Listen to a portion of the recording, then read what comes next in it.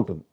సరే, ఇంతకీ అమిత్ షా విజిట్ వెనక పరమార్థం అదేదో ఆయన ఎన్డీఆర్ఎఫ్ సెంటర్ ఇనాగ్రేషన్కి వచ్చారు, ఇవన్నీ పెరిఫరల్ రీజన్స్ లాగా కనిపిస్తున్నాయి.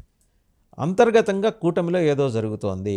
ఎన్డీఏ నేషనల్ లెవెల్లో ఉన్న ఎన్డీఏ, స్టేట్ లెవెల్లో ఉన్న ఎన్డీఏ ప్రభుత్వాన్ని జస్ట్ ఒక విహంగ వీక్షణలాగా పరిశీలించడానికి అంత దూరం నుంచి వచ్చి ఒక సెంట్రల్ హోమ్ మినిస్టరు ఒక రాష్ట్రంలో ఒక డే కంప్లీట్గా స్టేట్ చేయడం అనేది చాలా అరుదు. ఆయన ఫోకస్, ఆయన అనే కన్నా బీజేపీ ఫోకస్ సౌత్ మీదకి ఎందుకు అలా మళ్ళింది? సౌత్ మీద అనే దానికన్నా సార్ మీరు ఒకటి గమనించండి, తిరుపతి ఇష్యూలో పవన్ కళ్యాణ్ గారు రెస్పాండ్ అయిన దానికి విభిన్నంగా మిగిలిన రెస్పాండ్ అయ్యారు. Telugu Desam if you real look at it, including Lokesh గారు. సెంట్రల్ నుంచి ఒక మూవ్ ఇచ్చారు సంజీవ్ ఖన్నా గారిని అనగానే వీళ్ళు ముగ్గురు మళ్ళీ ఒకే తాట మీదకి వచ్చి పాసిఫైయింగ్ సిచ్యువేషన్ నడిచింది. దానివల్ల ఢిల్లీలో ఆయన ఆపారు.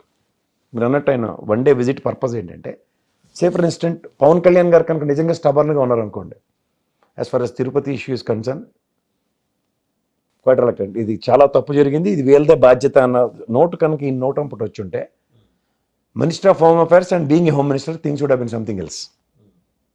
బట్ ఇక్కడ పాసిఫికేషన్ బ్రహ్మాండంగా జరిగింది. ఈయన్ని ఖచ్చితంగా పవన్ కళ్యాణ్ గారిని చంద్రబాబు నాయుడు గారు, లోకేష్ గారు పాసిఫై చేశారు.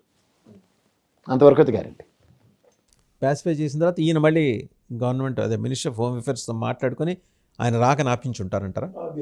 ఇదేనా, లేకపోతే తిరుపతిని ఈ కారణాలు ఈ నెపం చూపించేసి తమ కంట్రోల్లోకి తీసుకుంటాను government?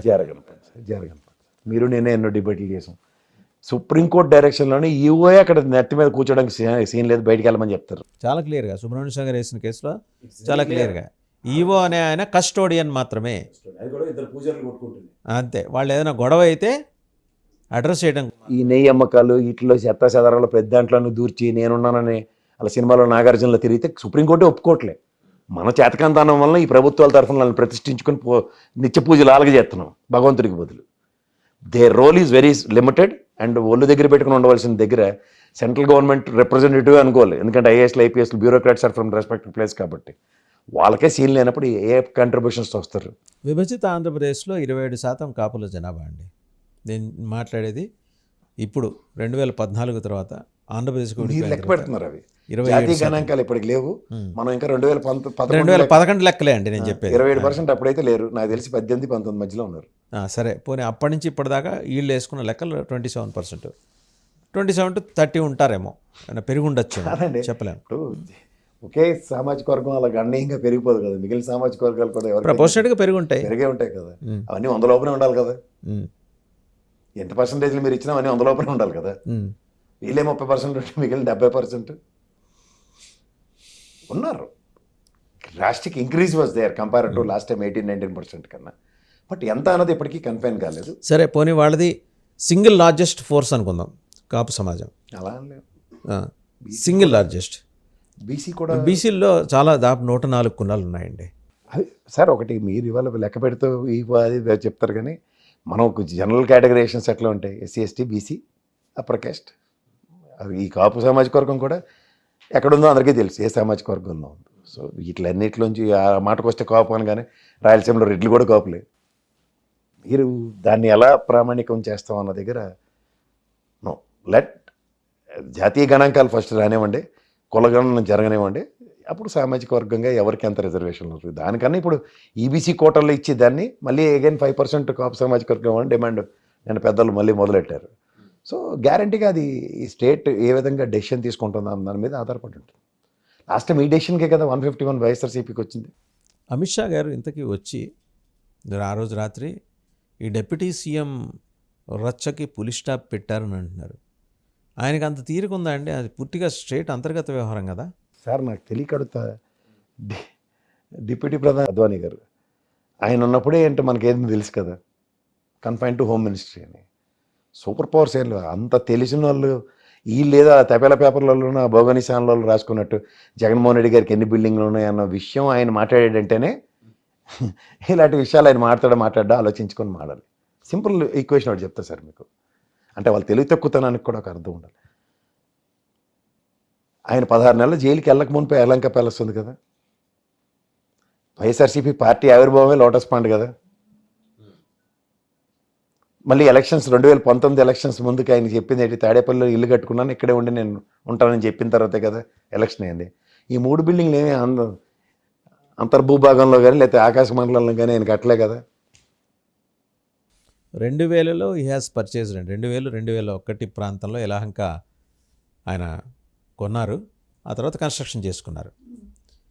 Not even before Rajasekhara Reddy గారు ముఖ్యమంత్రి కాక మునిపే అది ఆయన కొనుక్కున్నారు. మిగిలినవి సరే ఆయన అధికారంలోకి వచ్చే ముందు లేకపోతే రాజకీయాల్లోకి వచ్చిన తర్వాత ఆయన కొనుక్కొని ఉండొచ్చు, కట్టుకొని ఉండొచ్చు. ఎవరు ఇప్పుడు మీ ఇల్లు, మీరు 2 ఇల్లు ఉంటాయి మీకు, ఏడోటి కట్టుకుంటే తప్పేమో సార్ దాంట్లో. ఇవి ఏంటంటే these people are unnecessary making unnecessary issues. ఇప్పుడు రిషికొండ ప్యాలెస్ గురించి మాట్లాడుతున్నారు. అవును, అది ఇంతకీ ఇది రిషికొండ ప్యాలెస్ని జగన్మోహన్ రెడ్డి గారి పేరున రిజిస్టర్ అయిందా లేదా ఇంతవరకు? 420 కోట్లు దాని లెక్క. నాకు 2 విషయాలు కావాలి సార్. రాష్ట్రపతి భవన్ లేకపోతే వైజాగ్ సర్క్యూట్ హౌస్, లేదంటే ఇక్కడ రాష్ట్రపతి శీతాకాల విడిది బొలారం నిలయం. మనం ఎప్పుడు వెళ్ళి చూడొచ్చు అండి అట్లని. స్పెసిఫిక్ టైమ్స్ ఉంటాయి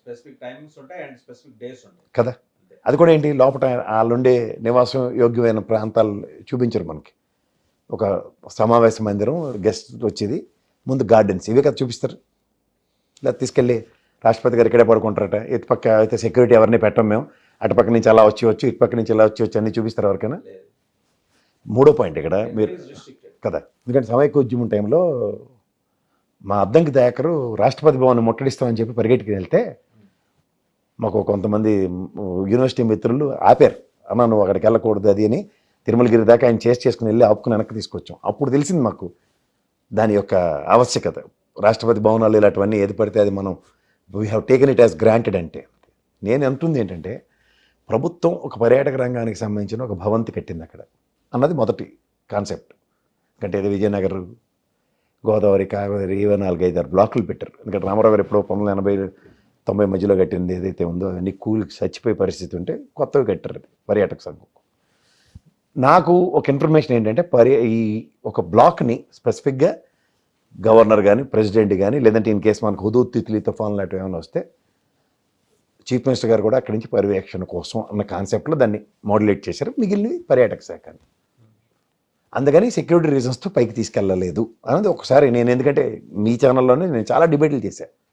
ఇక్కడ ఋషికొండ గుండు కొట్టేశారు, ఇలా చేశారు, అలా చేశారు, ఈ బ్లాక్ ఏంటి, ఆ బ్లాక్ ఏంటి అంటే నేను కూడా చాలాసార్లు చెప్పాను, ఒక డిస్ప్లే ఏదో పెట్టి ఇలా కడుతున్నాం అన్నది. ఎందుకంటే సెక్రటరియట్ ముందు మనకి లోపలికి ప్రవేశం పెట్టబోయిన తెలంగాణలో బిల్డింగ్ మాడ్యూల్ అయితే పెట్టారు, ఇట్లా ఉంటుందని బ్లాక్, అది కూడా లేదు అక్కడ. సో ఈ విషయం చాలా డిబేట్లు అయిన తర్వాత లాస్ట్ నాకు ఒకతను, ఒక చీఫ్ సెక్యూరిటీ ఆఫీసర్ లాంటి ఒకతను పోలీస్ డిపార్ట్మెంట్, ఆయన చెప్పాడు రేపు పొద్దున one of the block may given it to governor or this thing, circuit house ఎలా ఉందో దాని రీప్లేస్మెంట్ ఇది. నా సర్క్యూట్ హౌస్ నేను పుట్టిన కాడి నుంచి అక్కడే ఉంది అది. సో ఆ కాన్సెప్ట్లో దానికి సెక్యూరిటీ రీజన్స్ మెయింటైన్ చేసి ఉంటారు అన్నది నాకు ఒక అపోహ.